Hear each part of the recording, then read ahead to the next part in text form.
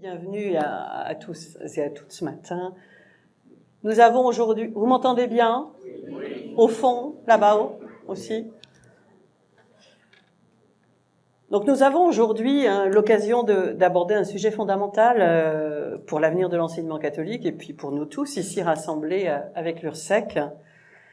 Parce que vivre cette mission aujourd'hui s'inscrit dans une temporalité, une réalité qui est bien différente de celle d'hier, de celle d'il y a quelques années même. Depuis la loi Debré de 1959, l'enseignement catholique sous contrat occupe une place singulière dans le paysage éducatif français. Il s'inscrit évidemment pleinement dans le service public d'éducation, tout en conservant son caractère propre. Et on verra que ce caractère propre peut encore poser problème et pose problème aujourd'hui. Pour certains en tout cas. Un caractère qui est fondé évidemment sur une vision chrétienne de la personne dans sa globalité et dans une certaine exigence de la transmission du savoir. Alors aujourd'hui, alors que la société française connaît une sécularisation croissante, on peut même dire une déchristianisation, une liquéfaction et une horizontalité des valeurs, je vais exprès un peu loin. Comment on peut conjuguer encore aujourd'hui la fidélité à cette mission et les enjeux actuels qui se posent à notre enseignement, à nos jeunes, aux familles?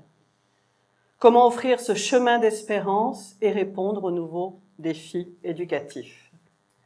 Et donc pour éclairer cette réflexion de fond dont on a besoin, on parlait tout à l'heure d'une plongée théologique, on a aussi besoin d'une plongée philosophique, en tout cas une réflexion profonde qu'on omet souvent parce qu'on n'a pas le temps, parce qu'on est dans l'action et dans le faire. Alors pour éclairer cette réflexion, nous avons le plaisir d'accueillir 3 invités de premier plan et on ne va pas s'ennuyer, je pense.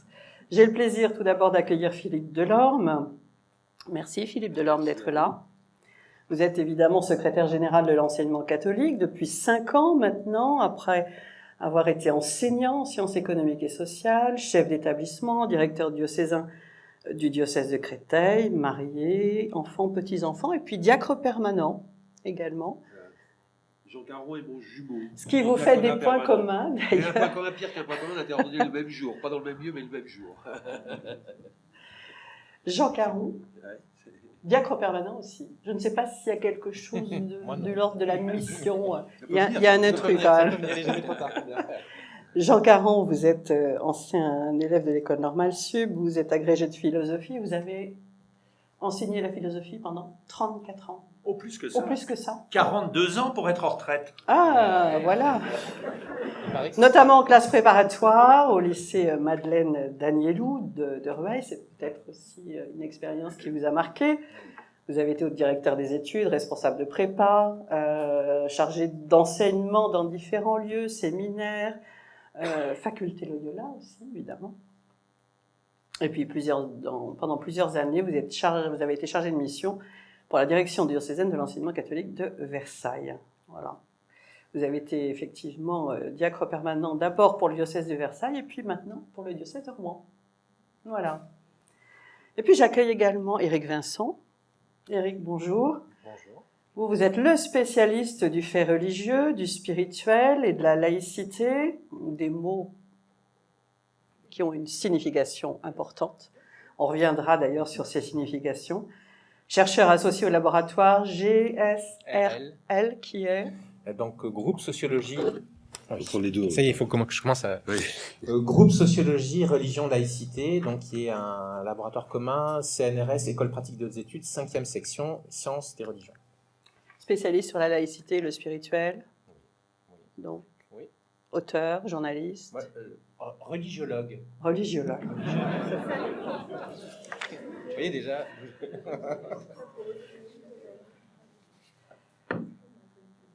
Alors, je vais vous demander tout d'abord à tous les trois de donner votre vision du sujet aujourd'hui. Oui, 3-4 minutes. Et puis après, on aura un temps, évidemment, d'échange, de discussion entre nous. Et ensuite, à l'issue de ces 3/4 d'heure, d'1 heure de réflexion, on vous donnera la parole. Et je compte bien sur vous pour que vous puissiez intervenir, soit par forme de témoignage, soit par forme de questions. Philippe Delorme, je vous cède la parole. Vous m'entendez là? Non. C'est bon? Non, c'est bon. Non, c'est bon, c'est bon. Bien, bonjour à chacune et à chacun d'abord. Et merci au Père Sylvain, à Christophe de m'accueillir aujourd'hui. Je suis très heureux d'être parmi vous. Vous connaissez mon attachement aux congrégations et aux établissements congrégalistes. Donc c'est l'occasion de pouvoir échanger, de parler avec vous. Et c'est toujours une bonne chose. Alors, le thème qui est proposé, et donc on a 3-4 minutes, donc je regarde quand même mon heure parce que sinon je vais tout manger. Vivre le contrat d'association dans une société plurielle et déchristianisée. La question est de savoir si finalement l'évolution de la société a un impact sur notre contrat d'association. Juridiquement parlant, on pourrait répondre non. Le contrat d'association reste le contrat d'association tel qu'il a été défini même par la loi de Debré de 1959, même si il y a eu des évolutions de cette loi depuis 1959. Si on aborde cette question sur le fait que l'existence même de la loi de Debré c'est remis en cause d'une certaine façon, la réponse sera oui. Aujourd'hui, on voit bien, et vous suivez comme moi l'actualité, que l'actualité politique, au moins depuis 1 an et demi, 2 ans, révèle des attaques récurrentes contre la loi de Debré, contre le contrat d'association, contre l'existence même de l'enseignement privé. D'une façon plus habile qu'auparavant, puisque, et ça on peut dater aux dernières élections présidentielles, avant le premier tour des dernières élections présidentielles, une interview de Jean-Luc Mélenchon dans La Croix, où il disait ne plus vouloir supprimer la loi de Debré, parce qu'ils n'en ont pas les moyens, mais on voit bien qu'on ne veut pas la supprimer, mais on veut la vider de sa substance. Et c'est tout ce qu'on peut observer aujourd'hui, et il serait faux de croire que cette remise en question du contrat, donc de la loi de Debré, proviennent uniquement que, pour être très clair, de LFI et consorts. On constate aujourd'hui que pratiquement dans tous les partis politiques, vous avez des personnes, des élus, qui remettent plus ou moins en cause la liberté de l'enseignement et la loi de Debré, et donc l'existence même ou la nature du contrat qui nous lie à l'État. Donc ça, c'est un premier élément qui me semble important. Le deuxième élément, c'est celui de la façon dont on vit ce contrat et notre caractère propre. On reviendra tout à l'heure dessus, donc on ne va pas développer maintenant la question du caractère propre. Effectivement, dans une société sécularisée, déchristianisée, aujourd'hui, la façon de partager notre projet éducatif est forcément différente, parce qu'il n'est pas forcément compris de la même façon ou avec les mêmes évidences qu'en 1959 ou même en 1980 ou en 1984, pour prendre une date un peu historique. On voit bien que la compréhension de notre projet éducatif, ce qui constitue même notre caractère propre, n'est pas forcément compris par les familles, par les enseignants, par les personnels et, oserais-je dire, par certains chefs d'établissement. Donc ça, c'est pour moi aussi un autre défi, une autre question importante qui doit nous habiter aujourd'hui dans l'enseignement catholique. Et c'est bien le premier axe stratégique du travail prospectif qu'on a entrepris maintenant depuis 6 ans. Affermir et mieux faire connaître notre projet, c'est aussi pour répondre un peu à cette question. Voilà, j'ai terminé, j'ai 4 minutes, c'est bien. Merci Philippe Delorme. Jean Caron. Alors moi, je voudrais, si vous voulez bien, définir un peu mon point de vue, celui qui sera le mien dans cette table ronde et qui forcément est un peu décalé. Décalé parce que philosophe, ou plutôt professeur de philosophie. Là, si vous voulez bien, vous rectifierez dans le programme, qu'il y a écrit professeur de philosophie catholique, vous mettez simplement une virgule. Professeur de philosophie, virgule, catholique. Boulanger, virgule, catholique. La boulangerie catholique.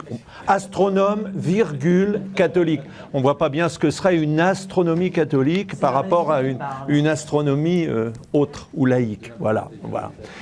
Et je voudrais quand même très rapidement dire 3 choses qui vont m'inspirer dans cette réflexion. D'abord, la première, que philosophie, depuis Pythagore et Socrate, ça dit quelque chose qui est de l'ordre d'une recherche, philein, plutôt même un désir, un amour. Il ne s'agit pas d'inculquer une vérité, il ne s'agit pas de transmettre de l'extérieur une vérité dogmatique. Il s'agit d'aider une conscience libre à découvrir une vérité qui n'est vivante qu'entendue, écoutée à l'intérieur de soi, depuis toujours. Le deuxième terme, évidemment, de philosophia, c'est le mot de sophia, le mot de sagesse. L'idée que toute découverte du vrai passe par l'acquisition lente, personnalisée, de savoir avec un S, qui sont des savoirs au titre de connaissances rigoureuses, garanties, scientifiques, le plus possible, à travers la conscience réfléchie de ce qui distingue un savoir d'une croyance. Des savoirs qui ne se limitent pas à une pluralité, mais qui visent à être recueillis dans une unité, de savoir à sagesse, et des savoirs qui ne sont pas seulement théoriques, mais qui permettent de devenir progressivement sages avec la dimension de recherche du bien avec les autres dans des institutions justes, pour parler comme Paul Ricoeur. Et puis le troisième mot que je voudrais mettre sur la table tout de suite, c'est le mot évidemment de raison, et notamment de tension entre la raison et la foi. Avec cette idée que la philosophie est depuis l'origine, et vous savez combien le lien entre philosophie grecque et source judéo-chrétienne a été fort dans la construction du catholicisme, et on pourrait ici revenir à Benoît XVI, et notamment à sa fameuse conférence de Ratisbonne, si mal comprise. Parler de raison, c'est dire qu'il faut passer par un travail rationnel, exigeant, scientifique, et que la foi n'a pas peur de se laisser questionner en dialogue, dialogos, logos qui se réfléchit à partir de la différence. Désir de vérité, travailler vers une recherche du vrai qui vise l'unification autant que possible du savoir dans la conscience humble de ce qui distingue le savoir des croyances, et enfin, passage par la raison, une raison dialogale. Et du coup, j'en arrive à notre sujet. D'abord, sur la question du contrat. Je vous le dis tranquillement, s'il n'existait pas les contrats d'association, je n'aurais jamais été professeur dans l'enseignement catholique. J'ai d'abord été formé dans des classes préparatoires, d'abord des lycées publics, classes préparatoires publiques. J'ai d'abord été professeur de l'enseignement public, et ce n'est qu'ensuite que je suis devenu professeur pendant 34 ans à l'intérieur des réseaux d'Agnelou. Le contrat d'association, à travers l'histoire qui est celle de la France, c'est cet équilibre rendant possible sur tout le territoire, pour tous les enfants de la nation, la même transmission, les mêmes programmes, à travers les mêmes exigences de formation rigoureuse et scientifique, ce qui donne une garantie pour les professeurs de liberté et d'indépendance, sans parler de la question des salaires, vous le savez bien, ce qui existait avant la loi de Bray pour les enseignants de l'enseignement catholique. Donc une garantie pour les professeurs, une garantie pour les jeunes, pour éviter toute forme d'endoctrinement, toute forme de mainmise sur les jeunes, pour que véritablement le critère du savoir reste le critère de l'école, et garantie bien sûr pour les parents d'élèves, pour éviter toute forme de manipulation. Donc moi j'ai envie de défendre ici, peut-être l'importance de cet équilibre du contrat d'association. C'est quelque chose d'extrêmement précieux pour la France. Et ensuite, évidemment, l'autre partie du sujet, dans une société plurielle et déchristianisée. C'est obligatoire qu'entre nous soyons plutôt dans des réflexes défensifs, dans la situation qui est la nôtre. Peut-être qu'on en reparlera. Moi, j'ai envie de dire que ce qui me fait peur dans la société française, et peut-être au-delà, regardez outre-Atlantique, C'est moins la déchristianisation que la désorientation, que la déboussolisation de nos sociétés, avec le risque soit bien sûr d'un émiettement, chacun existant dans ses convictions, dans ses chapelles, dans ses petits réflexes de survie, pour trouver des lieux à soi où on se retrouve entre soi. Et du coup, une école commune qui, fondamentalement à partir d'une base commune, on parlait tout à l'heure, je crois, de préserver le spécifique et de garantir le commun. Moi, j'ai envie de dire plutôt l'ensemble, l'inverse. Aujourd'hui, dans l'école, il s'agit de préserver le commun, parce que c'est le plus sacré et le plus en danger. Et évidemment de garantir le spécifique, c'est-à-dire la possibilité que se rassemblent autour d'une conviction commune, fondée sur les savoirs, sur le dialogue, sur la recherche consciente de la vérité et du bien, de rendre possible l'union de toutes les familles d'esprit et dans la société française qui est la nôtre, avec la place très particulière des congrégations chrétiennes, des missions des églises catholiques implantées dans le territoire et toujours très marquées par des différences ici ou là. Merci Jean. On va poursuivre aussi cette discussion évidemment tout à l'heure. Éric. Merci. Est-ce que ça fonctionne ? Oui, ça marche. Il faut que je parle plus fort. Bien approcher. Oui, merci de m'avoir invité à cette matinée. Moi, je me sens tout à fait en phase avec ce qui vient d'être dit par mes deux prédécesseurs, notamment sur la dimension philosophique, parce qu'en effet, je me suis présenté comme religiologue, j'expliquerai peut-être un peu plus en détail tout à l'heure quand ce sera le moment. Mais au fond, la question philosophique, la question de la sagesse, la question des mots aussi, vous savez, la philosophie, c'est d'abord commencer par faire attention aux mots qu'on emploie. On connaît tous la phrase de Camus, d'ailleurs souvent déformée, mais bon, l'esprit compte, c'est ça l'essentiel. Donc, mal nommer une chose, c'est contribuer au malheur du monde. Donc, oser interroger les mots que nous employons, les expressions que nous avons, les représentations qui sont les nôtres, pour essayer d'assumer en fait la nouveauté des temps. Et comme ça a été dit là encore par mes prédécesseurs, nous ne sommes plus dans les années 90. Nous sommes dans une période radicalement nouvelle, d'où la désorientation qui vient d'être évoquée par Jean Caron.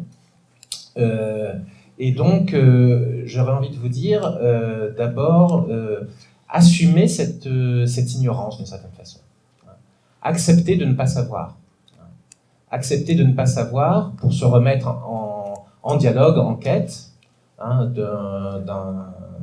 position d'étonnement, là aussi très philosophique évidemment, et de recherche de sens partagé dans et par le dialogue, et tout ça pour, j'allais dire, changer de paradigme. Donc dans cette première phase de la table ronde où on doit essayer de proposer notre vision, ma vision, qui encore une fois je pense résonne vraiment avec ce qui a été dit par mes prédécesseurs, c'est la nécessité de changer de paradigme.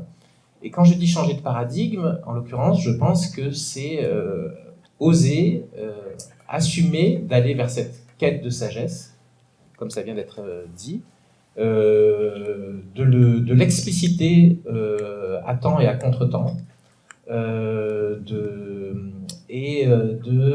vraiment en être témoin, un témoin crédible le plus possible, et en l'occurrence assumer finalement de réinterroger nos racines dans cette logique-là. C'est-à-dire que d'une certaine façon, c'est comme si ce qu'il faudrait faire ou ce dont on va parler, on le sait tous déjà. On le sait tous déjà. En préparant cette intervention, j'ai un certain nombre de phrases, comme celle de Camus que je vous ai déjà dites, mais d'autres qui me reviennent à l'esprit, qui sont un peu comme des mantras, on me l'a dit tout à l'heure. Vous savez, je travaille beaucoup sur le bouddhisme par ailleurs, et donc le mot mantra est un mot familier pour moi. Et donc, ces phrases clés que nous connaissons, mais que nous avons tant de mal à mettre en œuvre, à incarner véritablement. Et ce qui résume à mes yeux ces phrases, c'est la question du spirituel, en fait. Pour moi, la sagesse ou le spirituel, il y aurait sans doute des nuances à faire, c'est un sujet très intéressant et très complexe, Mais pour l'instant, considérons cela comme plus ou moins synonyme, hein, aller vers la sagesse, aller vers le spirituel, et c'est la raison d'être de l'école catholique. Hein. C'est ça son caractère propre, en fait, véritablement. Hein. En dehors de la question juridique qui est si intéressante et si complexe, et si mal comprise aujourd'hui, de moins en moins bien comprise, oser aller vers le spirituel, et c'est ça le changement de paradigme. Donc quand je dis changer de paradigme, vous voyez, c'est pas aller dans du nouveau pour du nouveau, ou une forme de jeunisme ou de modernisme, ou que sais-je. C'est oser vraiment écouter Emmanuel Mounier, Simone Veil, Blaise Pascal, Montaigne. Vous voyez, en gros, tous nos pères et mères fondateurs, fondatrices de nos charismes aussi, hein, et bien sûr la sagesse chrétienne, hein, qui, en dialogue avec les autres sagesses, doit pouvoir accompagner cette réorientation des jeunes et de nous tous dans cette société totalement déboussolée. Voilà. Merci Eric. Alors je vais vous laisser la parole parce qu'on a parlé de ces mots que l'on utilise un peu à tort et à travers, j'allais dire en face, c'est-à-dire au niveau médiatique, au niveau de la société en général. On parle de laïcité, on parle parfois même de société laïque. On verra ce que vous en pensez. On parle de spiritualité, de religion, et on a sans cesse ces combats qui perdurent, comme le disait tout à l'heure Philippe Delorme, où on attaque et on continue d'attaquer avec force l'enseignement catholique pour ce caractère propre. On peut parler de liberté, mais religion, spiritualité, laïcité, laïcisme, il faut nommer les choses et remettre les choses à leur place. Et vous allez nous y aider. Merci beaucoup, Sophie. Oui, tout à fait. Comme je vous le disais, donc la dimension philosophique, ça commence par s'interroger sur les mots qu'on emploie et les représentations qu'ils véhiculent, les précompréhensions que nous avons tous, les lunettes que nous avons sur le nez, avant même de commencer à parler. Et dans notre domaine, d'abord savoir nommer l'état actuel de la société. Oui, ça c'est le plus général, le plus global, et puis on zoome progressivement vers la question éducative, et puis la question de l'enseignement catholique et de son caractère propre. À chaque étape, en quelque sorte, de ce zoom avant, on a des problèmes de termes, des problèmes de concepts, de notions. Hein. Quand je fais des formations, notamment dans vos réseaux, sur ces sujets, en général, je prends 6 à 7 heures. Hein, pour vous dire que là, en 10 minutes, forcément, ça va être superficiel ou en tout cas trop condensé, trop dense. Hein. Donc, mais on aura l'occasion d'en parler tous les trois aussi progressivement. Donc, sur chacun de ces mots, il faudrait revenir. Hein. D'abord, comment qualifier l'état de notre société, hein. Je crois que désorienté est sans doute l'un des meilleurs termes, puisque j'ai commencé à vous dire tout à l'heure qu'au fond, moi, j'assume de ne pas savoir quel est l'état de la société. En fait. Je pense qu'aujourd'hui, prétendre avoir une vision globale, totale de ce qui se passe, en fait, c'est sans doute faire de l'idéologie. En fait, hein. On va projeter des croyances ou des valeurs sur l'état du monde, mais les choses sont tellement complexes, variées, mouvantes, de plus en plus mouvantes, mélangées d'erreurs, de vérités, de manipulations. Hein. Vous voyez, dans un monde où le futur président des États-Unis évoque la possibilité d'attaquer le Groenland, c'est-à-dire le Danemark, c'est-à-dire l'Union européenne, bon, et le Canada, etc. Enfin, vous voyez, on est déboussolé. Hein. On n'a plus les repères que nous avions, je le dis, jusqu'aux années 90. Hein. Et pourtant, je crois que nous continuons à parler comme dans les années 90, voire à penser et à vivre d'une certaine façon comme dans les années 90. Hein. Donc, vous voyez, la première chose que j'aurais envie de vous dire, c'est vraiment être en position d'agilité et de changement, hein, de dire voilà, tout change et il faut donc vraiment accepter de nous mettre en mouvement et j'allais dire aussi d'entrer en résistance sans doute, hein, par rapport à un certain nombre de problèmes qui sont clairement visibles et notamment cette désorientation générale. Hein. Cette désorientation générale, comme l'a dit Jean, elle suscite des réflexes de survie, hein, des réflexes de s'attacher à son identité, à son territoire, à ce qui est connu ou qu'on croit connaître à sa communauté. Donc des réflexes idéologiques.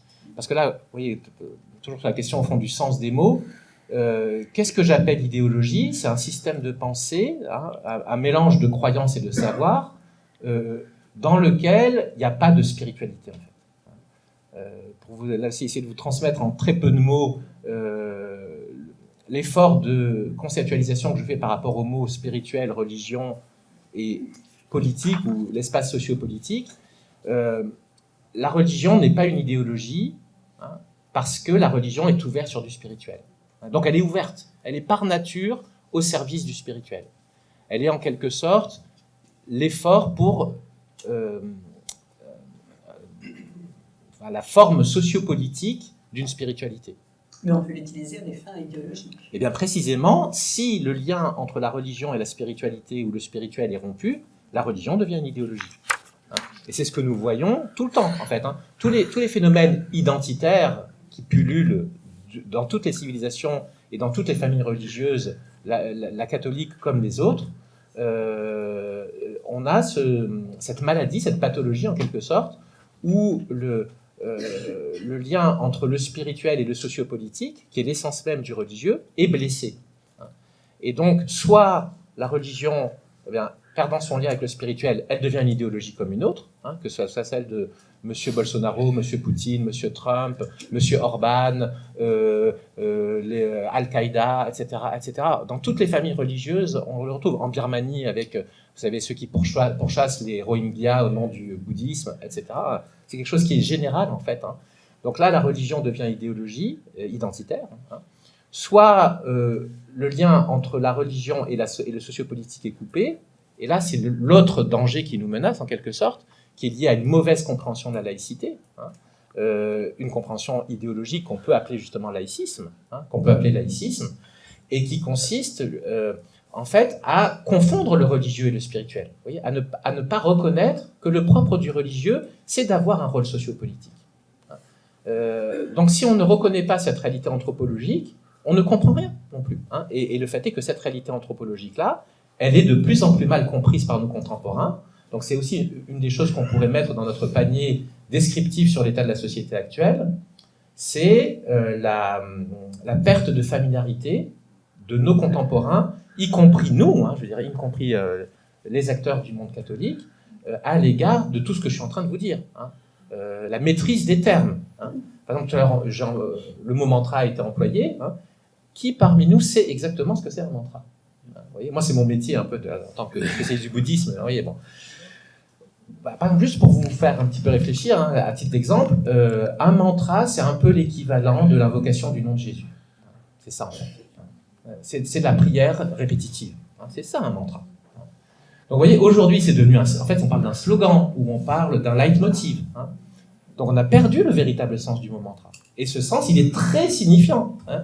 Il a beaucoup de sens parce qu'il renvoie, par exemple, à une pratique de dévotion, une pratique de piété que tous les êtres humains font. Dans toutes les civilisations, la prière répétitive où on invoque le nom du Seigneur, hein, est centrale, fondamentale.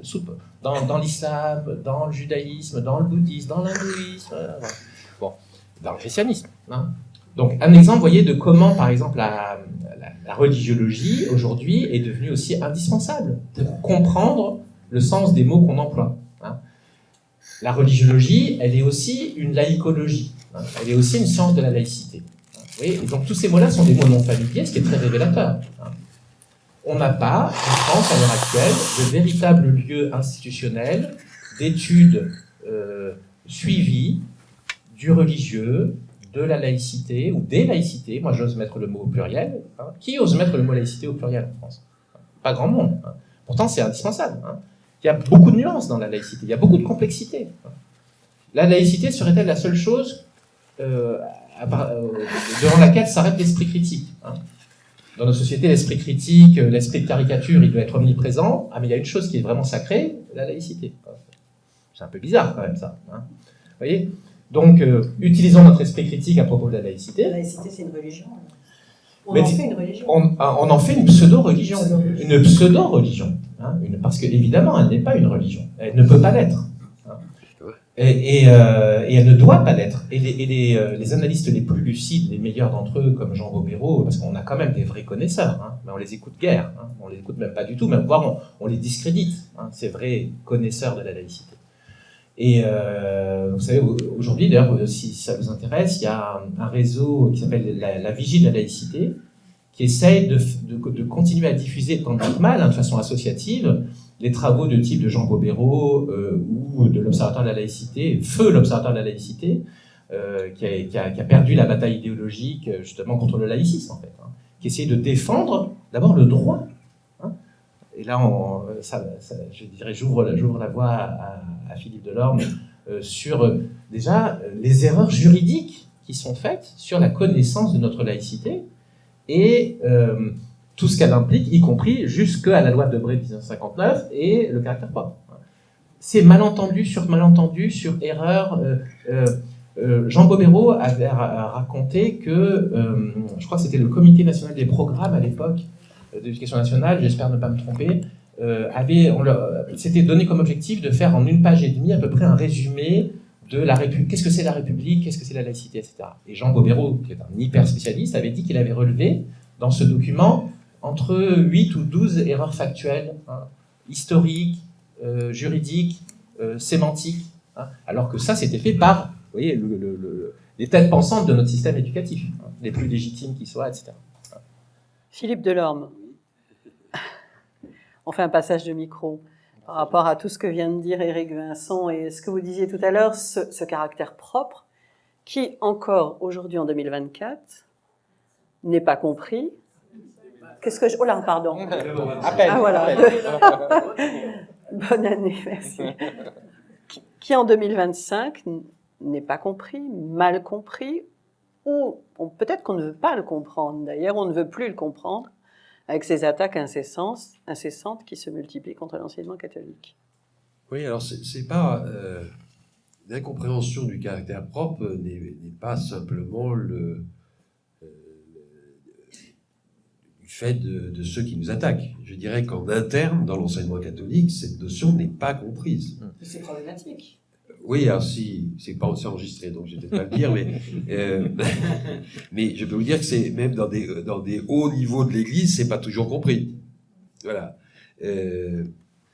Parce que trop souvent, chez certains acteurs de l'enseignement catholique, le caractère propre se réduirait à un aspect confessionnel. Et vous savez, on entend parfois des familles nous dire « mais votre école n'est pas assez catholique ». Moi, je me suis toujours interrogé sur ça. Qu'est-ce que ça veut dire une école pas assez catholique ? Elle n'est pas assez catholique parce qu'on n'a pas pris soin de leur enfant et qu'on n'a pas été attentif à sa croissance dans toutes ses dimensions, qu'on n'a pas encouragé, qu'on n'a pas... Ça serait bien si j'entendais ça. Hein. Mais si c'est pas assez catholique parce qu'il n'y a pas la messe tous les jours, c'est une autre question, parce qu'il n'y a pas de catéchèse obligatoire, etc., etc.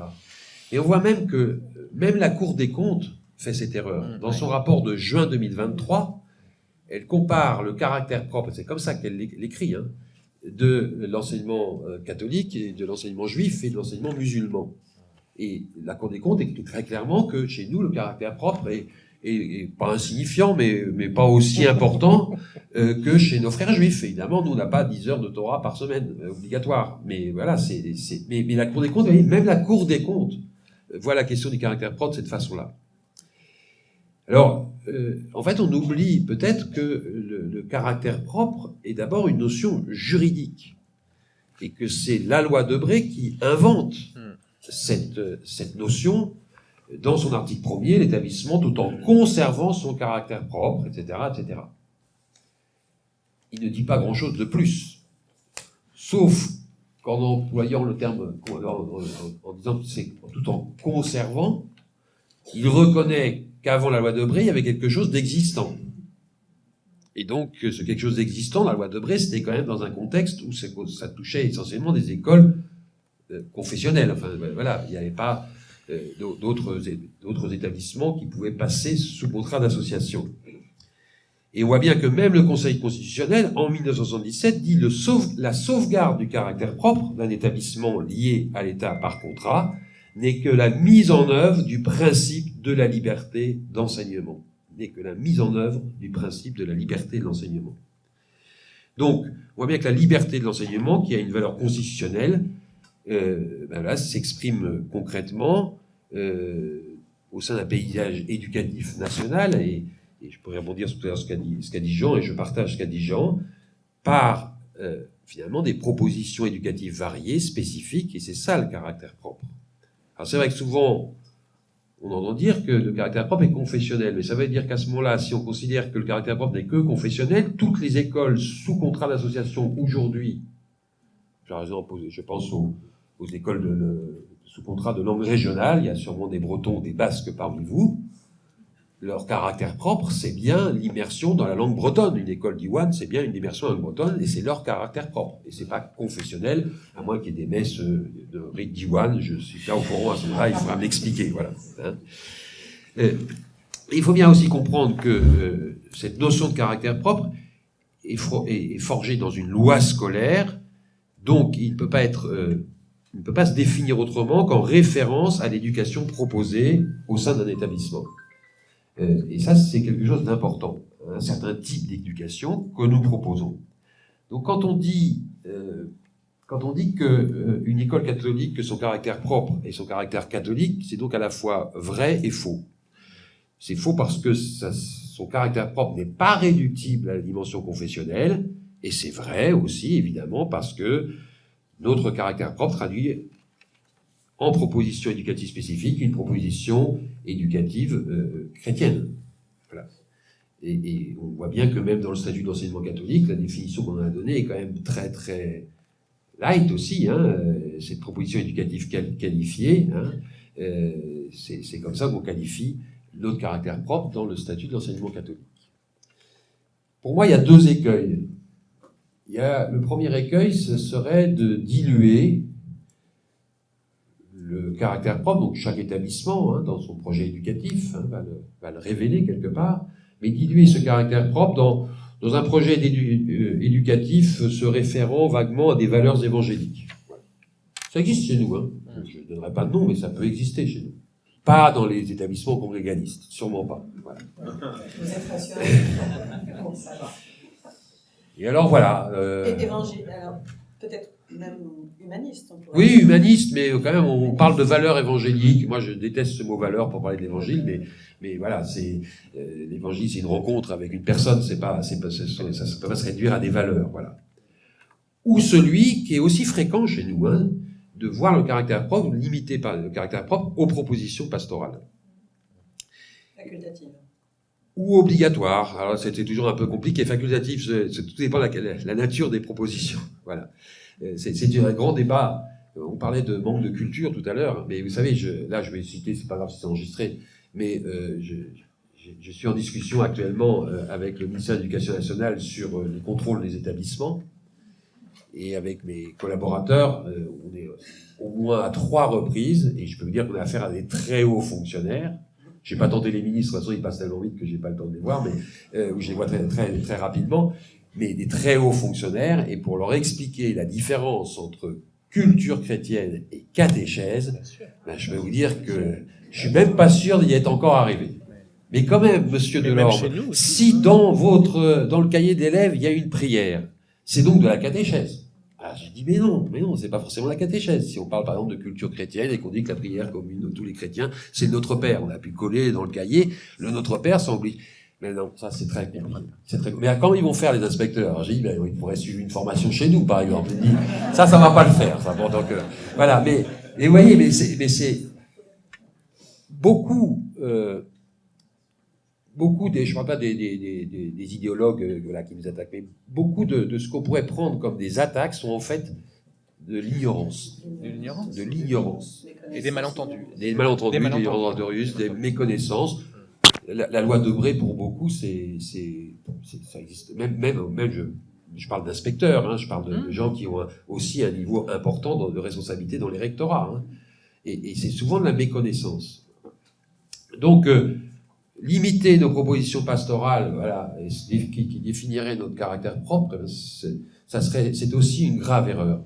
Et donc, il faut tenir par les deux bouts, si j'ose dire. C'est à la fois que notre projet éducatif soit vécu en vérité et que vivre l'évangile au quotidien, ça implique, et s'il n'y a évidemment pas de philosophie chrétienne, pour reprendre ce que disait Jean, il n'y a pas non plus de mathématiques chrétiennes, je vais rassurer Jean tout de suite, ni de sciences économiques chrétiennes. En revanche, nous savons tous, et vous peut-être particulièrement, en vous inspirant de vos fondateurs, hein, on sait très bien qu'il y a une pédagogie chrétienne, et que la pédagogie du Christ, et j'ai entendu tout à l'heure que vous alliez avoir une conférence là, sur le livre « Portons du fruit », là, voilà, et c'est exactement ce qui est dans ce livre, hein.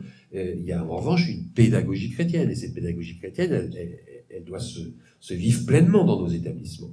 Mais aussi, il faut, parce que, et le Père Sylvain, tout à l'heure, vous insistiez sur la prière, je crois que dans nos établissements, il faut qu'on prie. Il faut qu'il y ait des lieux de prière. Et même si on n'est que 2 ou 3 réunis en son nom, vous connaissez la suite de l'histoire, c'est indispensable. Et donc, il faut tenir tout ça. Il faut tenir tout ça. Et on voit bien que une des difficultés que nous avons, et parfois il y a un certain paradoxe, parce que on entend souvent, on est en train de se faire manger par l'État, etc. Oui, parfois il y a une volonté parfois par simplification des affaires, finalement de nous assimiler de plus en plus au fonctionnement du public. Mais si on fait comme le public, on n'a plus de raison d'exister. On n'a plus de raison d'exister. La loi de Debré peut être supprimée. Mais en même temps, parfois, on ne résiste pas suffisamment, on n'exploite pas suffisamment nos espaces de liberté qui sont beaucoup plus importants. Parce que c'est difficile de résister parfois. Mais on a de vrais espaces de liberté, y compris pédagogiques, pas simplement d'un point de vue éducatif. Et là, il faut parfois résister parce que on a un petit peu de mal.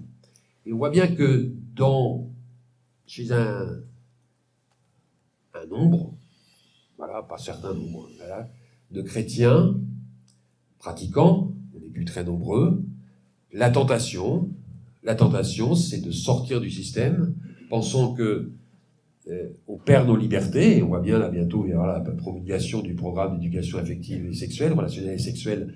C'est sans doute l'urgence absolue pour l'éducation nationale, puisque l'ex-première ministre, la nouvelle ministre de l'Éducation nationale, nous dit que ça serait fait fin janvier, donc c'est sans doute le plus urgent actuellement pour nous. Bon, on n'a pas de budget, mais c'est pas grave, on va parler de sexe, c'est beaucoup mieux, et au moins ça, voilà, ça coûte pas cher. Voilà. On voit bien la tentation d'un certain nombre de familles chrétiennes, pas intégristes, hein, des familles chrétiennes paroissiennes, souvent même actives dans les paroisses, de sortir du système pour, pense-t-il, avoir davantage de liberté. C'est une liberté contrôlée, de plus en plus contrôlée depuis la loi de 2005, hein, 2015. 2021, non? La loi de séparatiste. 2021, pardon. 2021, la loi contre le séparatisme. Là, et on voit bien que les libertés se réduisent de ce point de vue-là. Et je pense que c'est pas... Aujourd'hui, alors on a toujours défendu dans l'enseignement catholique la liberté, donc je continuerai à défendre cette liberté, et je pense que ces choix-là ne sont pas des choix qui correspondent aujourd'hui à la vocation de l'Église, quoi. Et je ferai un parallèle, si vous me permettez, sans aucun jugement de valeur, parce que moi, mes enfants ont fait tous les mouvements scouts, donc voilà, ne voyez aucun truc.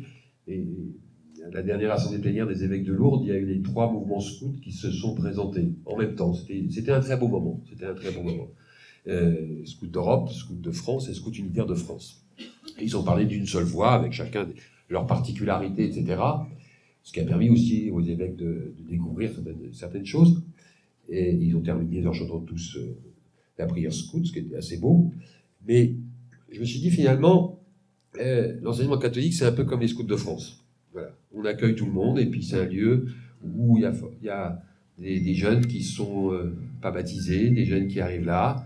Puis les écoles hors contrat seraient plutôt les Scouts d'Europe. Mais voilà, mais vous voyez aucun truc, c'était juste une pensée qui m'est venue comme ça m'a amusé, c'est tout. Merci Philippe Delorme. On reviendra sur cette notion de liberté. On reviendra tout à l'heure avec vous sur cette notion de liberté responsable à laquelle vous tenez. Un petit mot, Éric, justement. C'était juste pour rebondir sur ce que disait Philippe Delorme, sur des lieux de prière dans les établissements, je dirais même des lieux de silence. Oui. Et j'y reviendrai peut-être tout à l'heure. Non, c'est bon. Jean, sur cette pédagogie distinctive, sur cette liberté, finalement, c'est une chance pour les jeunes. C'est une chance pour les jeunes, mais je voulais quand même revenir un peu sur le débat dans lequel on est, qui me semble vraiment très, très passionnant. Le caractère propre de l'enseignement catholique. Le caractère propre de l'engagement de l'Église. On est ici dans une salle, vous ne le voyez pas, si vous êtes au fond, on est chez les petites sœurs de l'Assomption, et on a là Antoinette Fage, et de l'autre côté, Étienne Pernet. On est dans les années 1820-1830. Est-ce que quand ils sont engagés, lui est devenu pédagogue, ensuite elle est allée à la rencontre des pauvres, est-ce qu'il s'agissait de conserver la foi catholique, de même étendre la foi catholique? Il s'agissait de répondre à des besoins du monde urgents, qui n'étaient pas pris en charge par d'autres institutions. Aujourd'hui, vous entendez les choses, le besoin urgent que nous lancent les jeunes, et Hannah Arendt dit très fortement que peu aujourd'hui entendent le besoin des jeunes, et elle le disait il y a 50 ans. C'est « aide-moi à chercher, aide-moi à trouver du sens, aide-moi à grandir pour pouvoir m'engager dans un monde qui me décourage. » Et à chaque fois que quelqu'un accompagne un jeune pour passer du découragement au sens, il y a l'annonce du royaume, implicitement ou explicitement. Il faut en revenir tout simplement à ça, le besoin de toute société de transmettre à ces jeunes, puisque nous savons tous que nous sommes mortels, les éléments essentiels et qui nous sont précieux. Il est normal que dans une société humaine, la communauté puisse dire « c'est quoi le précieux ?» C'est quoi les choses fondamentales que nous devons transmettre à nos enfants? Et l'école catholique, en cela garantie par la loi, sert cette liberté des parents qui veulent donner à leur enfant un enseignement qui ait du sens. Pour certains, ça veut dire un lieu où vraiment la discipline soit bien mise en place, qui soit proche, qui soit humain, un lieu où on puisse lui parler de Dieu. Et vous savez combien de familles musulmanes mettent leurs enfants dans des écoles catholiques parce que là, on parle de Dieu. Là, il y a des personnes dédiées à Dieu et reconnues comme telles. Et donc, peut-être que dans le moment où nous sommes, il faut en revenir tout simplement là. Mais attention qu'en faisant cela, on ne fractionne pas la société. C'est-à-dire qu'en écoutant les besoins des familles, en continuant de les écouter, et en accompagnant pas à pas les jeunes, en leur faisant, là où ils en sont, des propositions qui correspondent à leurs appétits. Et c'est là que le rôle de la philosophie est très important, y compris de la philosophie pour les jeunes. Les rôles des temps d'intériorité, de méditation, l'histoire de l'art, et la découverte de l'émerveillement, le voyage, la rencontre avec d'autres gens différents qui sont témoins là où ils sont de leur foi, de leur culture, de leur questionnement est fondamentale. Et là, l'école catholique, dans sa diversité, dans la multiplicité de ses charismes, elle est bien située parce qu'elle est moins gros mammouth, pour parler comme un ministre récemment décédé, elle est moins gros mammouth, avec beaucoup d'inertie. Il y a beaucoup de gens chez qui il y a la possibilité d'inventer des choses. Vous voyez, l'école catholique est là. Mais attention au risque qui serait l'éclatement, chacun faisant pour soi sa petite école, et comme toujours, les pauvres, les fragiles, ceux chez qui les familles sont éclatées risqueraient de passer à côté. Et là, le contrat d'association est très important, ne serait-ce que pour le coût de l'école qu'on rend possible par là, que par la garantie que chacun aura les mêmes programmes, par la garantie qu'on ne fera pas de l'emprise sur les élèves et que la liberté de chacun d'entre eux sera garantie. Le contrat d'association est un bien précieux pour la France qui, vous le savez bien, très vite va vers les fractures, va vers les divisions, a une histoire compliquée en termes d'école et de transmission des savoirs. On n'arrive même pas à faire un musée de l'histoire de France, en France, parce que tout de suite, on voit les chapelles qui montent au créneau. Éric. Oui, mais encore une fois, je crois qu'on est en fait totalement d'accord tous les trois sur à la fois le constat et les points d'attention, les problèmes, hein, les difficultés et les solutions éventuelles. Hein. Donc, remettre le spirituel et la sagesse au cœur de tout. On pourrait dire aussi la personne, donc c'est pas nouveau dans l'enseignement catholique de le dire comme ça.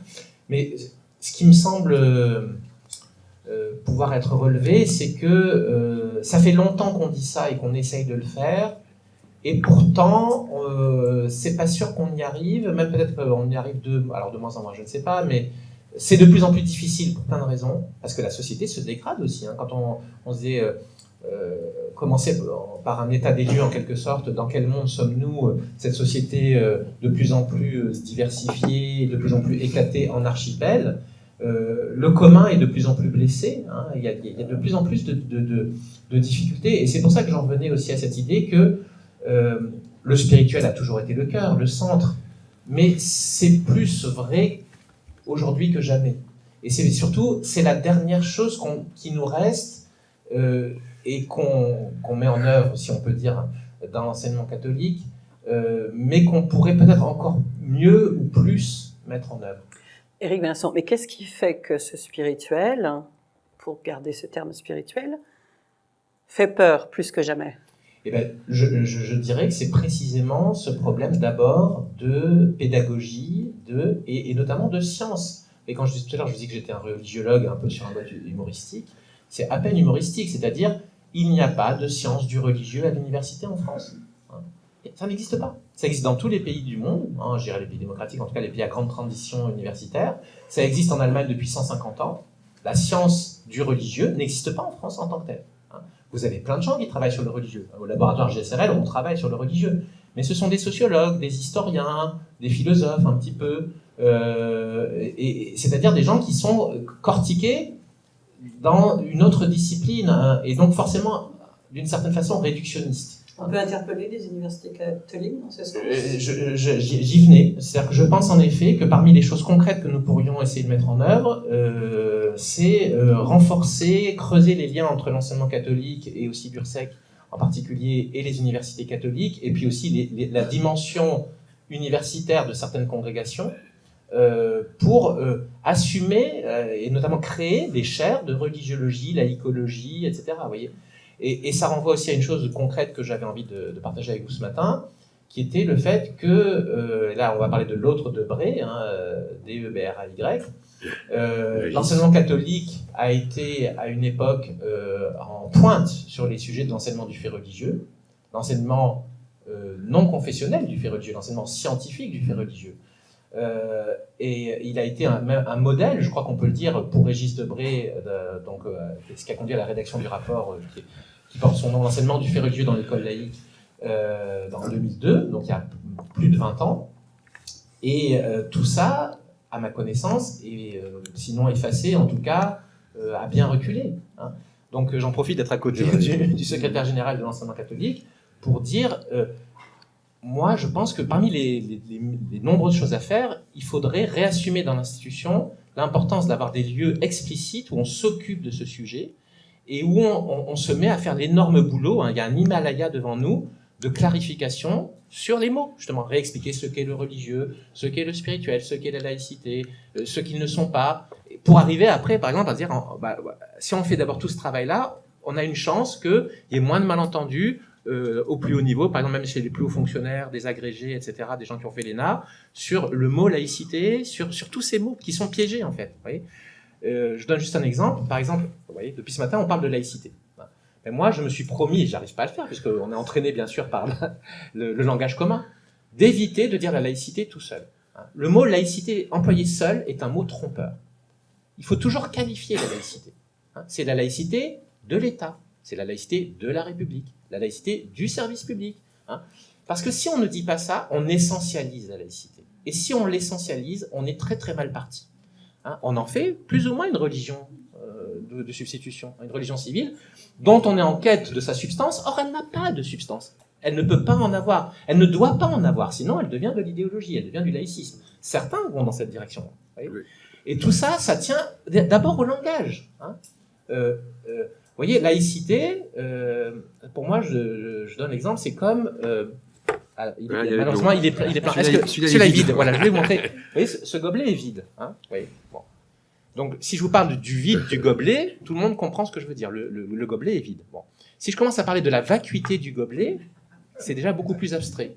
Et puis, si j'oublie de dire le gobelet, hein, si je dis la vacuité, voilà, la vacuité ceci, la vacuité cela, dans un contexte bouddhiste, ça aurait du sens, mais en général, sinon, ça n'a pas. On ne sait plus de quoi on parle. Eh bien, laïcité, c'est exactement ce qui nous arrive. On fait la même chose. Hein.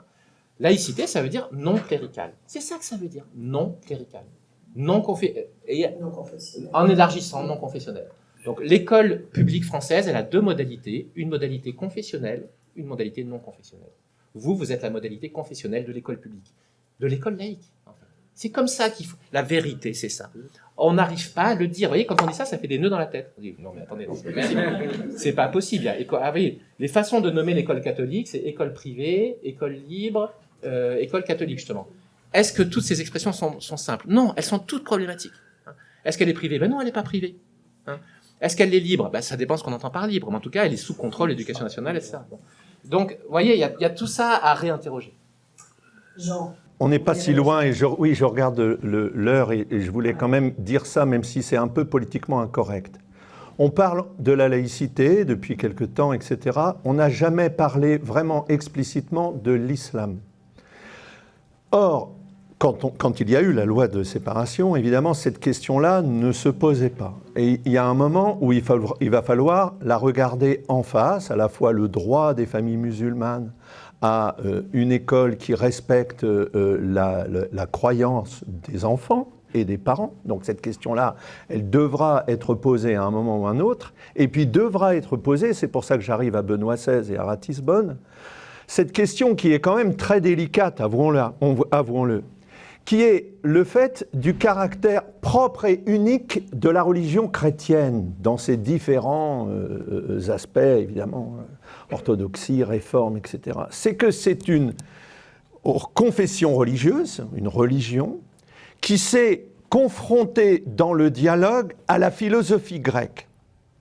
Et que dans cette confrontation, dialogue avec la philosophie grecque, elle a nourri son vocabulaire, approfondi son questionnement, rendu possible son rapport au savoir, son rapport aux connaissances, son rapport à l'instruction. Pour rendre possible, je vais le dire comme ça, une religion critique. Pensez à ce que ça veut dire jusque dans la lecture des textes saints et à toute la question qu'il y a eu à la fin du 19e et du 20e siècle à travers la lecture critique des sources de la foi chrétienne. L'islam a connu ce rapport très fécond avec la philosophie grecque. La falsafa, la philosophie en terre arabe, en terre persane, a été extrêmement forte. Bagdad, on pense aussi à l'Espagne, etc. Ça a été des centres. Et à un certain moment, cela a été brisé. Et que d'une certaine manière, la philosophie a été lue en terre d'islam comme un antagonisme de la foi, et les juristes ont plutôt pris le pouvoir. Et les grands ayatollahs, si vous voulez, si je peux dire comme ça, ont plutôt reculé par rapport aux exigences de la pensée critique, à la lecture critique des textes saints, etc., etc. Donc il y a un moment où il faut poser cette question-là, c'est-à-dire que le caractère propre du christianisme, rendant possible du coup ces écoles dont nous parlons, c'est ce dialogue de la raison et de la foi. Moi, j'ai quand même peur aussi, dans l'espèce de retour de flamme auquel on assiste, dans ce contexte un peu de peur par rapport à la perte des racines chrétiennes, etc., etc., c'est qu'on renvoie à une conception du christianisme qui aurait oublié son contact avec la raison. Et c'est pour ça que je propose ça pour les APS, les adjoints en pastoral scolaire, une formation philosophique, une formation scientifique, une formation rigoureuse est très importante pour qu'on n'entre pas à nouveau dans un discours mythologisant sur la foi chrétienne qui, à mon avis, dans le contexte actuel, nous guette. Regardez certains aspects de la religion chrétienne aux États-Unis. Regardez la manière dont on parle de l'évolution. Regardez la manière dont on parle de la science dans toutes ses différentes dimensions, vous voyez? Et donc, il y a quand même un moment où il faut rendre possible pour l'islam, je ne sais pas trop comment, et c'est compliqué, cette espèce de travail, de critique, de rigueur scientifique, d'articulation de la raison et de la foi, retrouver les fils de la falsafa, et pour l'école chrétienne, de ne pas vouloir tellement être confessante qu'elle en oublie un dialogue vivant, profond, y compris critique, y compris problématique, avec les questions. Je crois qu'aujourd'hui, les jeunes ont besoin d'adultes qui d'abord partagent leurs questions, beaucoup plus que d'adultes qui proposent des convictions toutes faites. Philippe Delorme, on va conclure par vous. Alors, attendez, parce que je vous relance par rapport à ce que vient de dire Jean, sur cette liberté responsable, justement. C'est en même temps lourd d'assumer cette liberté responsable. Vous y tenez. J'écoutais votre intervention au Salon des maires de France en novembre dernier, et vous expliquiez encore cette importance de la liberté responsable. C'est-à-dire que cette liberté, on y est attaché, comme Jean vient de le dire, beaucoup mieux de ce que je pourrais dire. De toute façon, Jean, c'est un philosophe, hein, donc... l'enseignement catholique réclame de pouvoir exercer pleinement sa liberté, mais il n'y a pas de liberté sans responsabilité. Il n'y a pas de liberté sans contrôle, il n'y a pas de liberté sans, je dirais même sans fraternité non plus. Et donc nous sommes très attachés dans l'enseignement catholique à vivre pleinement cette liberté et à éduquer surtout la liberté. Ça a été dans les propos de Jean et d'Éric tout à l'heure, c'est-à-dire que finalement quel est l'objet de tout acte éducatif, et que ça soit dans l'enseignement public ou dans l'enseignement catholique, c'est bien d'éduquer des jeunes à devenir des êtres libres et responsables, capables d'engagement. Voilà, c'est bien ça le but de l'éducation. Et donc toute cette responsabilité, on la porte aussi vis-à-vis de la nation, c'est-à-dire quand j'ai bien aimé l'expression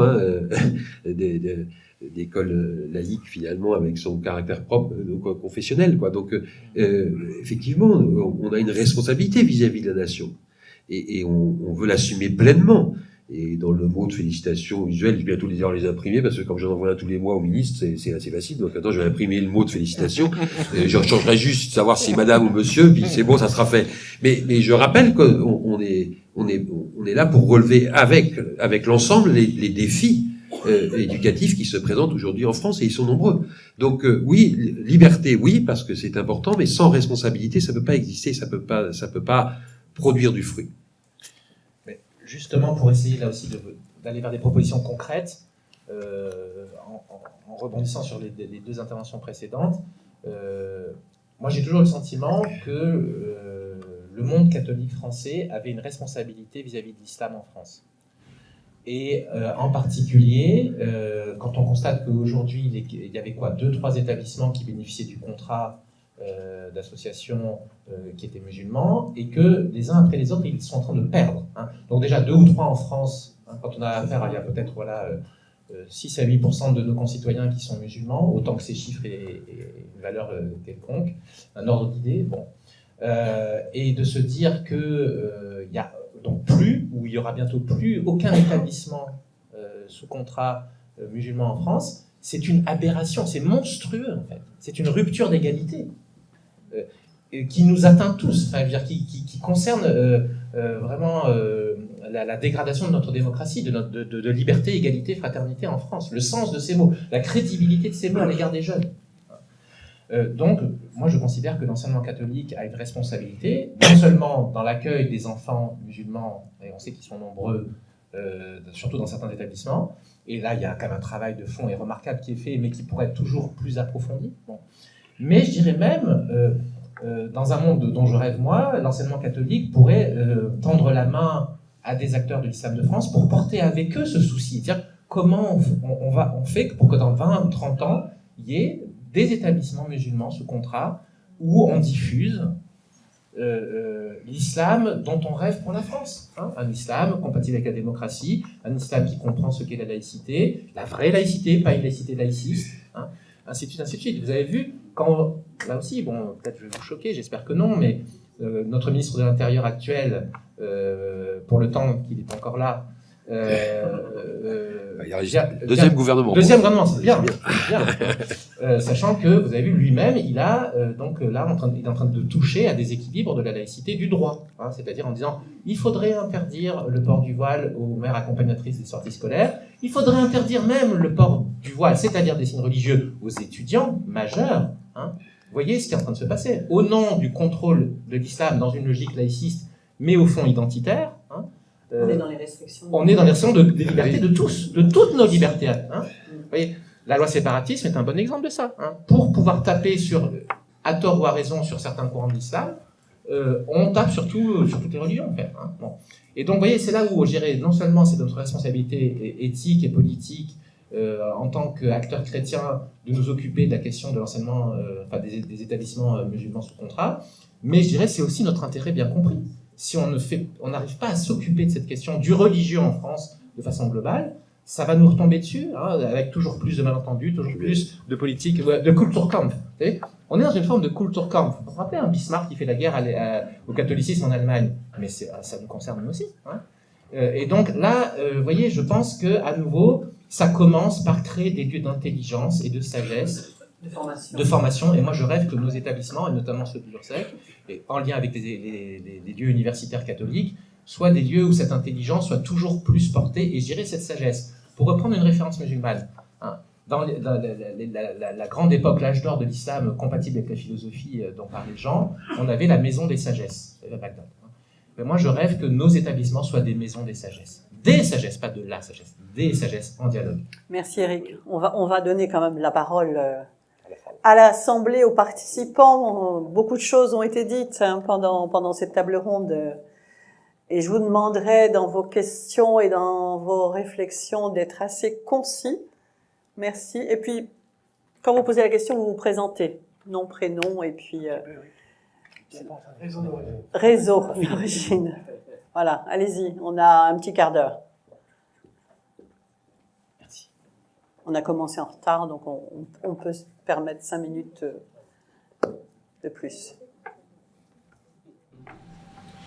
Bonjour, Marc Whelan, je suis délégué tutelle à Ponty d'Auteuil. On a beaucoup parlé de laïcité, bien, mais est-ce que, je ne sais pas si c'est le moment de parler de la neutralité et le devoir de neutralité, parce que ça, on entend beaucoup plus aujourd'hui dans notre réseau que la laïcité.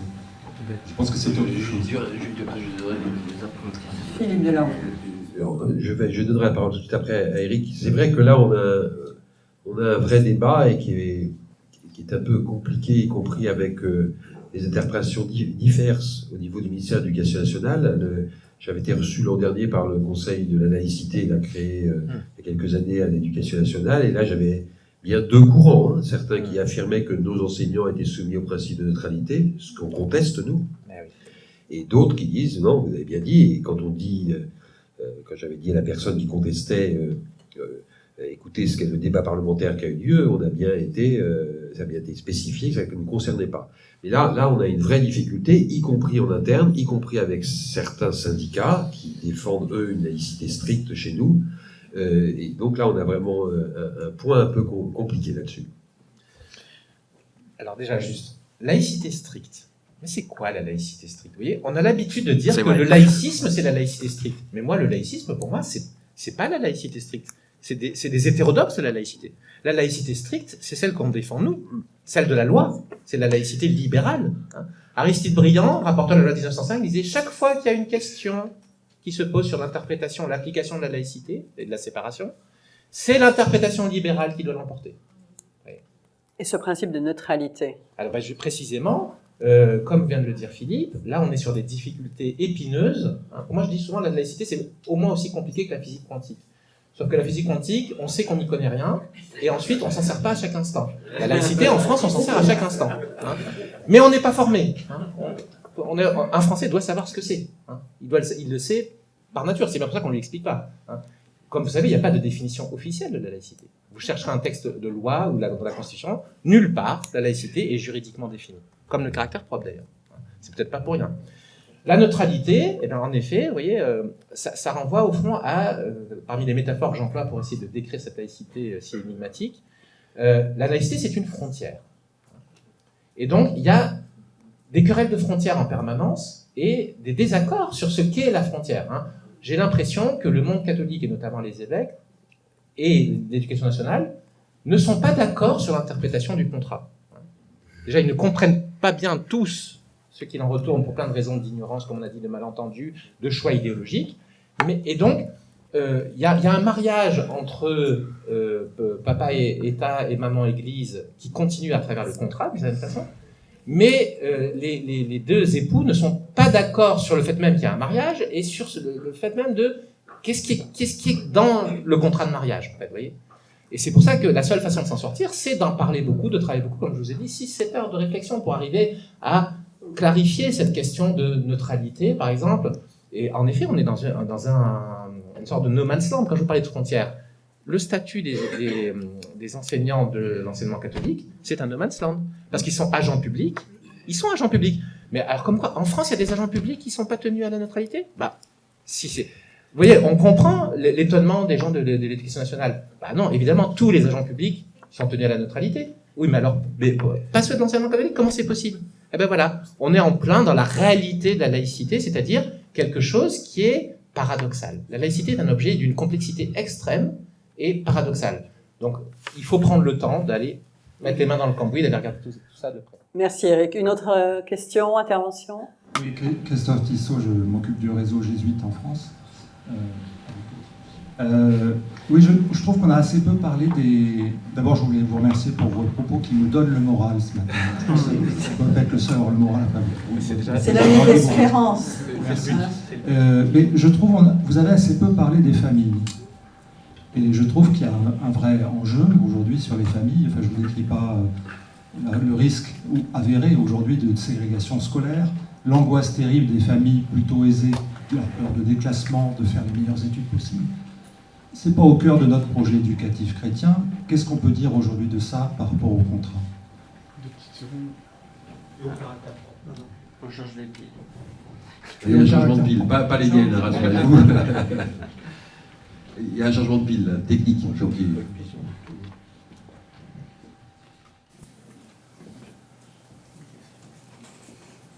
Il y a plusieurs questions en fait dans vos propos, me semble-t-il.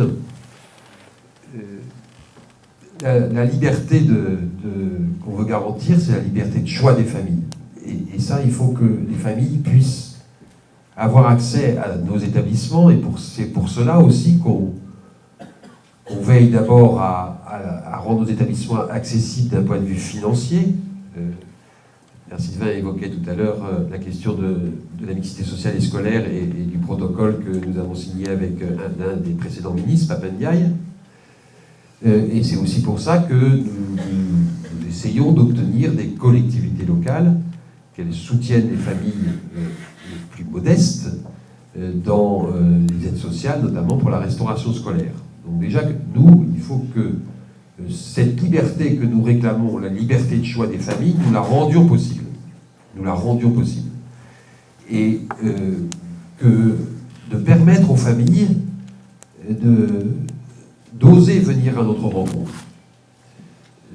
Malheureusement, je crois qu'il y a, et c'est pour ça qu'on a développé un certain nombre d'autres points dans le protocole qu'on a signé avec Papa Ndiaye, mais je crois qu'il y a un certain nombre de familles qui n'osent pas venir frapper à nos portes. Alors tout dépend du lieu d'implantation, etc. Il y a la réalité de l'enseignement catholique qui est bien plus diverse qu'on l'imagine. Mais comment permettre effectivement à toutes les familles de nous rejoindre, et comment faire en sorte que les familles, c'est notre force en principe, soient vraiment associées à l'éducation, et que l'école travaille avec les familles dans la confiance et l'espérance.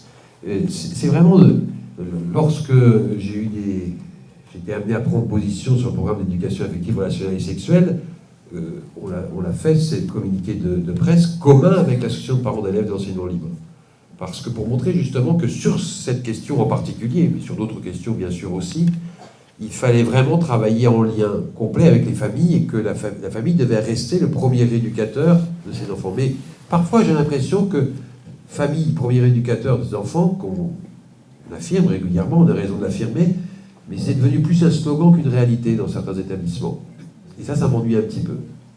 Ça m'ennuie un petit peu. Parce qu'effectivement, vous l'avez souligné, dans le contexte compliqué actuel, très anxiogène, moi je me réjouis d'avoir l'âge que j'ai. Je me suis dit, heureusement que le contexte était plus facile, sinon mes parents, ils se seraient vraiment fait des cheveux blancs quand j'étais élève.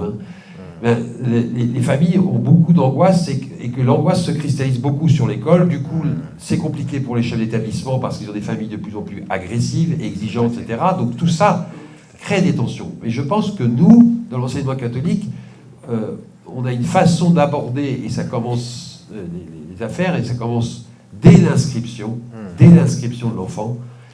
C'est là que se crée cette alliance éducative à laquelle nous aspirons. Moi, j'ai envie juste de dire quelque chose là-dessus, c'est que, vous voyez, je pense que les établissements pourraient donc vraiment être des lieux clés, même au-delà, je dirais, de leur mission évidente éducative, notamment, en lien avec ce qui vient d'être dit, comme des lieux d'éducation populaire. Là aussi, je vais raconter une petite chose très rapide, une anecdote.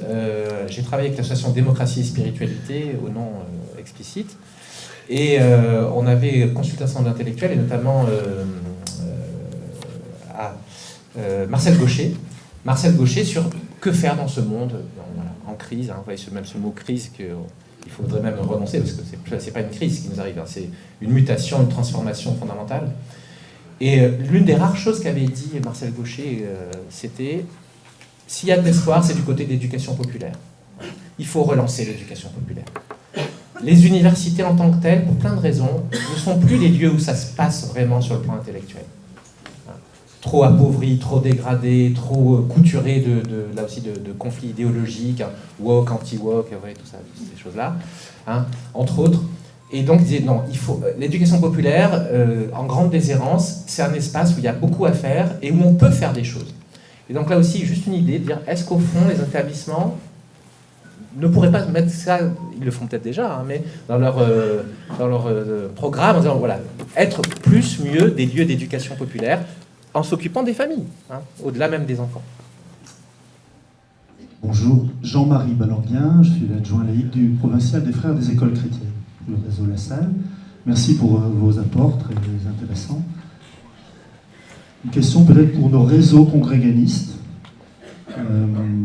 qui sont issus de familles différentes, mais qui ont peut-être quelques points communs, notamment la consécration de personnes dans l'acte éducatif, que ce soit religieux, religieuse, enfin, et ces réseaux sont issus de cette consécration, c'est-à-dire de cet engagement de femmes et d'hommes qui ont donné toute leur vie pour l'éducation et qui n'ont d'une certaine manière pas fait de différence entre spiritualité et acte éducatif. Alors, peut-être une question, selon vous, quelle pourrait être la responsabilité propre des familles issues de ces traditions congréganistes au sein de l'enseignement catholique? Jean ? C'est une belle et bonne question. Ça me permet, c'est peut-être indirect, ça ne vous satisfera pas complètement, de mettre au centre une préoccupation pour moi qui est l'accompagnement des jeunes qui deviennent éducateurs ou profs. Aujourd'hui, on a de moins en moins de jeunes qui pensent à ces métiers de l'éducation. Très dévalorisés, mal payés, qui sont à la conjonction de tellement de difficultés qu'aujourd'hui, ils font peur, ces métiers-là. Il me semble que parmi les éléments d'un réseau d'hommes et de femmes consacrés à l'éducation, il y a un message très fort à donner à ces jeunes. D'abord que l'éducation est un lieu d'engagement chrétien. Qu'au moment où beaucoup cherchent le sens de leur vie, la question de l'engagement dans l'éducation est vraiment un des lieux centres. Je me souviens quand j'avais 19 ans, je ne vais pas faire mon histoire, mais que j'ai découvert à un moment que le lieu concret où on changeait le monde, c'était l'éducation. Que beaucoup d'entre nous désespérons, pardon pour tous ceux qui sont responsables de grandes organisations, mais que beaucoup d'entre nous désespérons de l'action à partir du sommet. Et que l'action à partir du terrain, de la source, du jeune qui cherche, là, elle est vraiment fondamentale. Et du coup, il y a un rôle très très important, d'abord de témoin du sens, et je pense notamment à toutes celles d'entre vous, parce que beaucoup de sœurs sont engagées dans l'éducation, et tous ceux d'entre vous qui sont engagés et qui sont maintenant à des moments peut-être où ils pensent, voilà, non seulement le présent, mais l'avenir, si j'ai bien entendu tout à l'heure, et comment le transmettre, hein. Donc la place de ces témoignages, y compris par la vidéo, y compris par les histoires de vie, il y a quelque chose de fondamental. Et puis de faire exister des réseaux de jeunes où cette question de l'éducation, au milieu d'autres engagements possibles, hein, pensez évidemment à la planète aujourd'hui qui est très très importante, pensez à l'international, mais pourrait exister. Et il me semble que c'est la mission des tutelles de s'intéresser aux familles, aux enfants, mais aussi aux cadres éducatifs dans leur diversité. Pour dire que là, il y a un enjeu, et un enjeu d'unité de vie entre une vocation d'être professeur qui se vit souvent à partir d'une discipline particulière, d'un intérêt pour une discipline particulière, et puis la suite du Christ, qui permet de saisir la totalité de la personne, et le Christ qui nous apprend à dire à l'enfant « Qu'est-ce que tu veux que je fasse pour toi ?» Et c'est ça qui, je crois, est le moteur pour nous de notre agir éducatif et de notre agir évangélique. Je vais juste dire, très rapidement, pour essayer de répondre à la question de Jean-Marie, j'ai envie de dire simplement, en étant fidèle au charisme de vos fondateurs. Je veux dire, vous avez beaucoup à apporter là, et je pense qu'il faut retrouver l'origine parfois. Je sais que ça se fait, mais j'ai pu, je vous le dis avec beaucoup d'amitié et de fraternité, mais j'ai pu parfois être surpris, mais on est tous dans la contradiction parfois. Hein. C'est vraiment un enjeu éducatif majeur pour nos jeunes de voir des adultes cohérents en face d'eux. Et il n'y a rien de plus terrible et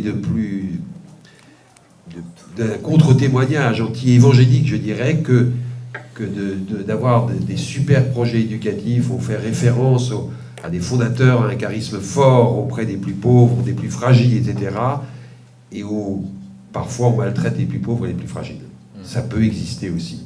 Mais ça, c'est vraiment terrible. Donc je dirais que c'est ça que j'attends. C'est ça que j'attends. Moi, je le dirais aussi à partir d'une phrase qu'on prête à Gandhi. Mais il vous reste l'après-midi, c'est pas grave. Soyez vous-même le changement que vous voulez voir dans le monde.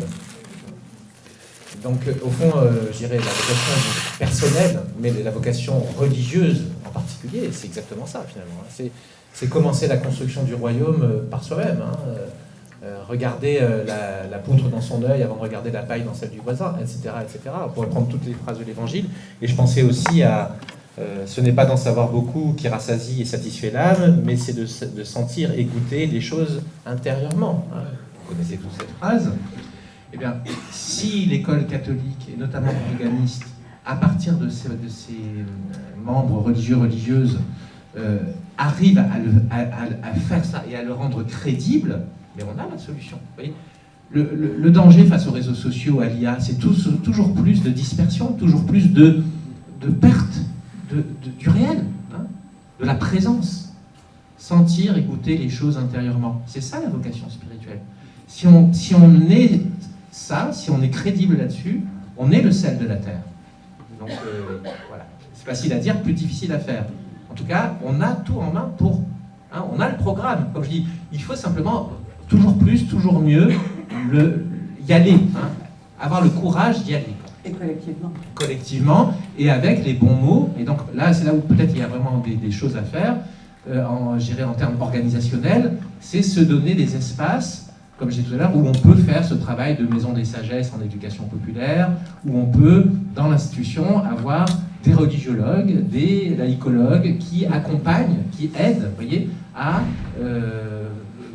de mieux en mieux clarifier, à mettre de la lucidité sur tout cela. Eric, vous allez susciter des vocations. J'espère bien. Allez, encore 2 questions. Oui, Shaina Trois. Maré, déléguée de tutelle des Sœurs du Saint-Sacrement. J'ai besoin d'une clarification dans ce que vous avez dit, je crois que c'est toi Eric qui en a parlé, école confessionnelle et école laïque. Or, dans les tâtonnements, dans les recherches qu'on fait, nous, quand on travaille à incarner le projet éducatif dans les établissements, on dit souvent qu'on est une école confessante, on met au centre Jésus-Christ, on n'est pas école confessionnelle. Alors, je ne sais pas si on a raison, mais quand je dis ça, c'est par rapport souvent aux écoles hors contrat qui sont totalement confessionnelles. École confessante parce qu'elle cherche à suivre quelqu'un qui nous dit une manière d'être homme et femme et qui nous dit un style de vie, un art de vivre, nos relations pour permettre à chacun de grandir en humanité et peut-être comme croyant. Mais du coup, on fait cette différence. Et je voulais vous entendre le redire pour voir si c'est moi qui ai mal compris peut-être dans vos propos ou si... voilà. En fait, pour moi, je pense qu'il n'y a pas vraiment de contradiction, et je crois que là aussi Philippe l'a dit tout à l'heure en disant que le caractère confessionnel, c'était à la fois vrai et faux. Hein, vous avez dit quelque chose de ce type-là, et précisément, on est sur cette complexité sémantique et conceptuelle autour du confessionnel et du confessant. Peut-être qu'on pourrait dire le confessant est du côté du spirituel, et le confessionnel est du côté de l'identité. Et l'idéal, c'est que les deux coïncident, bien sûr. Hein. Et donc, ça pose la question de l'identité, et l'identité, elle est indispensable. Hein. Donc, il faut assumer la question de l'identité. Et c'est quand on assumera le mieux possible l'identité qu'on évitera de devenir identitaire. Vous voyez ? Donc, c'est là toujours une sorte de nuance. Hein. Donc, je fais mienne la nuance confessant-confessionnelle, hein, mais il faudra après l'expliquer parce qu'elle n'est pas très répandue, cette nuance, qui résonne avec aussi l'identité. Oui, l'identité est une bonne servante, mais elle ne doit pas être maîtresse. Hein. Et elle est seconde. L'identité, elle apparaît d'une certaine façon parce qu'il y a de l'authentique, il y a de la vérité, justement. Hein. Et à partir de là, elle fait sens. Hein. Et là, j'ai tendance à vous dire d'une certaine façon que peut-être la vocation catholique et la catholicité, en ce sens-là, c'est faire place, par exemple, à différentes sagesses, à la liberté, en quelque sorte, hein, on l'a dit tout à l'heure, qui donc prend différents visages, différentes modalités, mais le faire d'une certaine manière. Hein. Et là encore, on retrouve matière et manière. Hein. On n'est pas loin non plus d'Ignace et d'une spiritualité catholique et d'une sagesse, en quelque sorte. Hein. Dans l'idée peut-être que là aussi, le Christ n'est pas venu forcément vouloir transformer faire en sorte que toute l'humanité soit catholique, hein, ou soit chrétienne, mais que tous les êtres humains vivent leur identité selon l'amour. Vous voyez, selon le spirituel. Et pas forcément passer par des formes chrétiennes, si le sens, si la cohérence, si l'esprit est bel et bien présent. Oui, sœur Patricia Flore, Réseau Trinitaire. Je voulais juste intervenir sur, j'ai écouter les jeunes pour leur transmettre les éléments essentiels. Et je me dis, moi je réponds par rapport à un regard, je ne suis pas européenne, je dis, nous sommes dans un monde qui, la jeunesse se prolonge. Et je me dis, cette écoute, est-ce que ce n'est pas dans le sens réciproque, parce que les adultes aussi aimeraient être écoutés et vivre ce qu'ils ont à vivre le plus tard possible. Bon, comment gérer cette confrontation entre les jeunes qui aimeraient être écoutés et les adultes aussi qui aimeraient que les jeunes puissent les écouter dans ce qu'ils vivent, qu'ils veulent transmettre, mais ils aimeraient que les jeunes les rejoignent dans ce qu'ils ont vécu dans le passé jusqu'à là. C'est vraiment... Je ne sais pas s'il faut vous répondre. Je trouve que c'est vraiment très beau ce que vous nous dites, y compris dans votre découverte, à partir d'une culture peut-être un peu différente de la réalité d'une société dont l'adolescence se prolonge extrêmement, extrêmement longtemps. Moi, je dirais quand même qu'il faut oser l'asymétrie. C'est-à-dire que c'est d'abord aux plus anciens de se mettre à l'écoute du jeune. C'est vrai qu'il y a en nous le désir de transmettre, le désir d'être écouté, le désir de dire ce dont nous avons vécu. Mais d'une certaine manière, l'écoute du jeune est première pour, à partir des questions qu'il pose, devenir témoin du sens devant eux. Parce que sinon, il y a le risque qui est lié à la différence de posture entre l'adulte et le jeune, qui peut, l'adulte, se mettre en position de sachant, d'expert, intimidant le jeune. Il peut y avoir le risque que l'apport de l'ancien tombe sur le jeune sans produire du fruit. Voyez. C'est là où je pense qu'on retrouve aussi une chose qu'on a abordée tout à l'heure, qui est la position socratique ou maïotique. C'est vraiment là aussi, vous voyez, la centralité de la philosophie, bien comprise. La philosophie, rappelons-nous, exercice spirituel. Tout ce que Pierre Hadot a rappelé de si fondamental sur la dimension spirituelle de la philosophie, et notamment dans cette idée que, en humanité, nous partageons nos questions. Jean l'a dit aussi. Même si en effet, il y a aussi l'idée de, sur le plan du savoir, par exemple, un adulte, il peut en savoir un peu plus qu'un jeune, et que ça aussi, voilà, il faut assumer une égalité sur un certain plan, partage des questions, incertitude.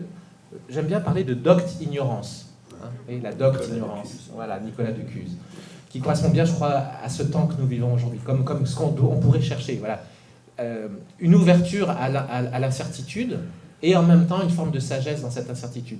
Et je pense que la position maïotique, c'est précisément ça, c'est dialoguons, partageons nos questions.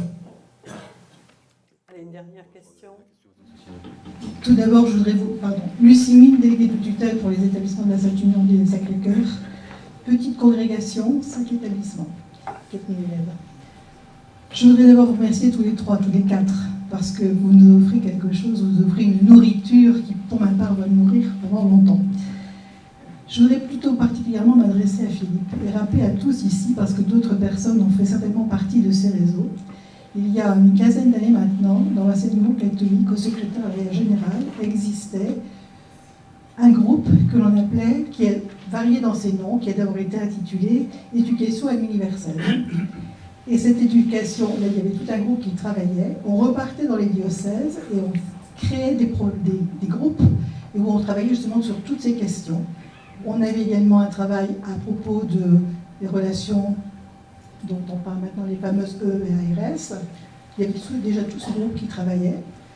Il y avait des fruits qui étaient portés dans les diocèses. Et puis depuis 2018, ça a disparu. J'étais pas encore là. Non, tu n'étais pas encore là. Je te rassure tout de suite, Philippe, tu n'étais pas encore là. Et tu as eu parfois l'occasion d'assister à nos sessions, justement. Et donc, on a confié, je ne dis pas que c'est mal, parce que ça a répondu aussi aux besoins de l'époque, aux moyens que l'on avait. On a confié toutes ces dimensions, justement, et il y avait en particulier une mission qui était animée par Jérôme Brunet, qui s'appelait la mission enseignement et religion, où on mettait en place justement des sessions de formation d'une semaine dans différentes régions. Donc on est allé, moi je me souviens d'une session à Bordeaux, mais aussi la dernière qui a eu lieu à Lille. Et depuis ce temps-là, c'est fini. On n'a plus, parce que cette mission a disparu, et on a confié ce travail à Joseph Hervaux. Joseph Hervaux, tout seul. Voilà, tout seul. Il a remplacé tout seul beaucoup de gens. Il a remplacé tout seul, tout un peu. Oui, mais il ne peut pas tout faire, Joseph. Même avec toute sa bonne volonté. Et puis dans les diocèses, ça a disparu aussi parce qu'on a confié ce travail aux APS. Or, quand vous confiez le dialogue interreligieux et interculturel aux APS, eux aussi font ce qu'ils peuvent. Ils ne sont pas équipés. Mais ils ne sont pas équipés.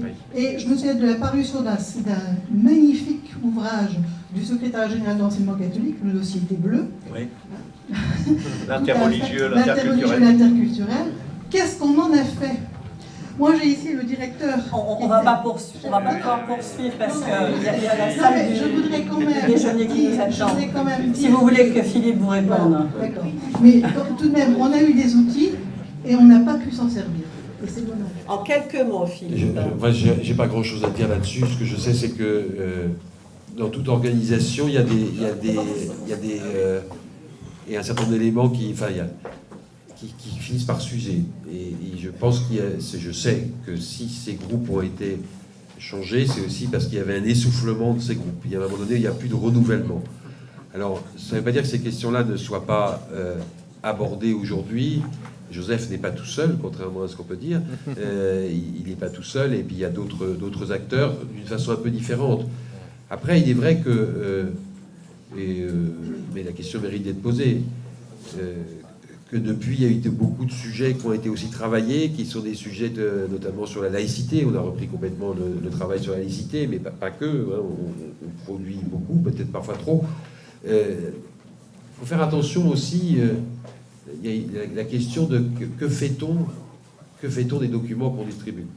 Tous les documents que j'ai essayé d'écrire ou de coécrire, je n'ai pas écrit tout seul, j'ai toujours dit qu'il fallait qu'ils soient courts pour qu'ils soient lus. Voilà. Parce qu'on peut aller aux archives du SGEC, on en a beaucoup. Voilà. Donc il y a une autre dynamique qui s'est installée, je pense, notamment avec Nathalie. C'est fait autrement, mais c'est pas oublié en tous les cas. Et puis après, il faut aussi, par exemple, vous évoquiez tout à l'heure, Éric, la question de l'enseignement du fait religieux. Pourquoi ça a disparu? Parce que quand il était au catalogue, il y avait 0 inscrit. Donc, vous savez, on travaille beaucoup par mode, avec beaucoup de guillemets. Donc le sujet, ça va être la laïcité, donc on va avoir un élan vers ça. Mais le fait religieux, aujourd'hui, c'est plus le truc qui est dans les... Et les chefs d'établissement, il faut connaître qu'ils ne peuvent pas tout mener d'un coup. Mais si on a supprimé les formations sur le fait religieux, ou quasiment supprimé, c'est parce qu'il n'y avait plus d'inscrits dans ces formations. C'est catastrophique. Oui, je suis d'accord. Donc. Voilà, mais en tous les cas, je reste simplement, parce que, puisque ça va s'arrêter, vous dire que merci d'abord pour tout ce que vous faites, que l'enseignement catholique va plutôt bien, et que je suis convaincu que l'enseignement catholique, en tous les cas, constitue une vraie belle réponse aux défis de société qui sont nombreuses. Donc je ne sais pas combien il y aura de ministres cette année, mais nous, on continue à avancer. Merci beaucoup. Merci.